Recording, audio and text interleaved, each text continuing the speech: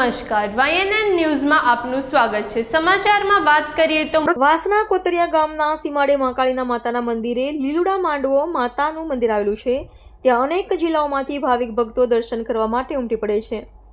આજ રોજ શુક્રવારના દિવસે ભાવિક ભક્ત દ્વારા વાસના કોતરિયા ગામમાં આવેલી મહાકાળી મંદિર માતાજીના લીલુડા માંડવાનું આયોજન કરવામાં આવ્યું હતું।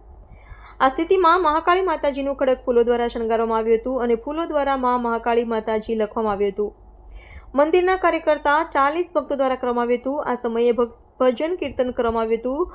આ લીલુડા માંડવા નિમિત્તે હજારો સંખ્યામાં માઈ ભક્તો દ્વારા દર્શન કરી પ્રસાદીનો પણ લાભ લીધો હતો।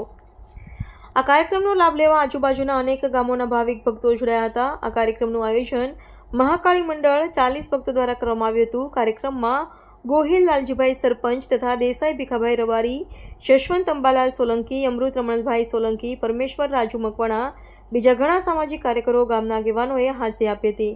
Reporter Mahendra Solanki, Vadodara.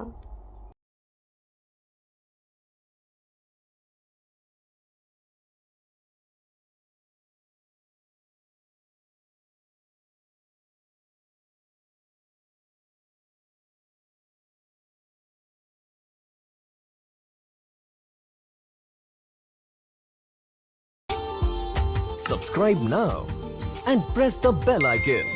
Never miss an update.